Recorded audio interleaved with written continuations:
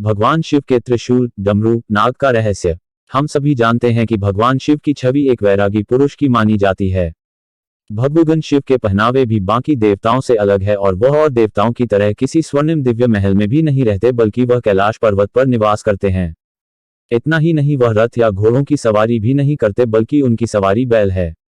इसी तरह भगवान शिव के अस्त्र शस्त्र और आभूषण भी बाकी देवताओं से अलग है।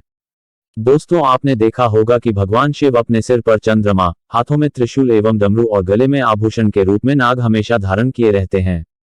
अब आपके मन में सवाल जरूर उठ रहा होगा कि क्या ये सभी चीज भगवान शिव के साथ ही प्रकट हुए थे या फिर बाद में यह भगवान शिव के साथ जुड़ते गए। तो आपके मन में उठ रहे इन्हीं सारे सवालों के जवाब बताने जा रहे हैं। भगवान शिव का त्रिशूल। शिव पुराण के विशेश्वर संहिता के अनुसार वैसे तो भगवान शिव सारे अस्त्र शस्त्रों के ज्ञाता है, परंतु उनका प्रमुख अस्त्र धनुष और त्रिशूल है। दोस्तों, जैसा कि आप सभी जानते हैं कि भगवान शिव को त्रिगुणातीत के नाम से भी जाना जाता है।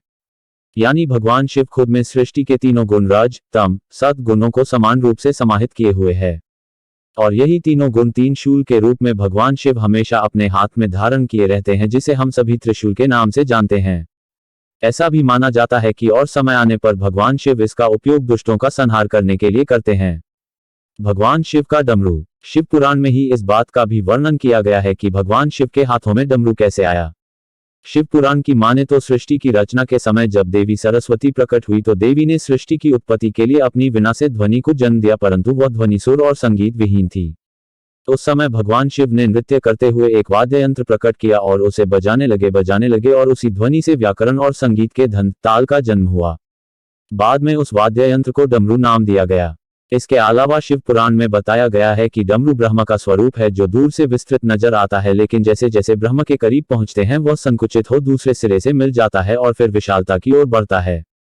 सृष्टि में संतुलन के लिए इसे भी भगवान शिव अपने साथ लेकर प्रकट हुए थे। भगवान शिव के गले में नाग। दोस्तों, आपने देखा होगा कि भगवान शिव के गले में हमेशा एक नाग लिपटा हुआ रहता है।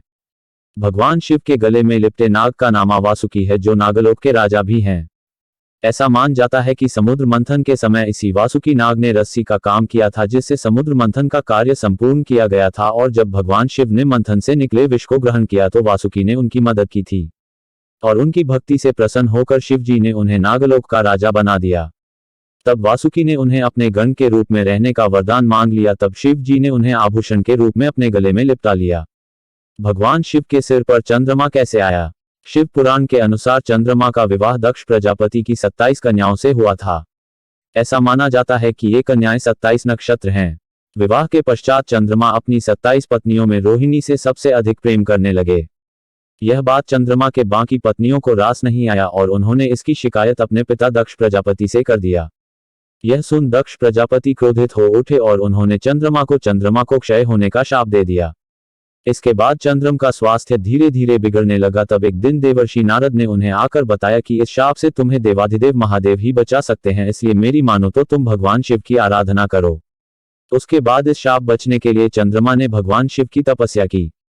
चंद्रमा की तपस्या से प्रसन्न होकर शिव जी ने चंद्रमा के प्राण बचाए और उन्हें अपने शीश पर स्थान दिया।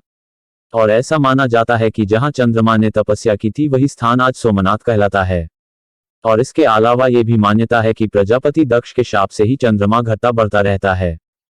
भगवान शिव के त्रिशूल, डमरू, नाग का रहस्य। हम सभी जानते हैं कि भगवान शिव की छवि एक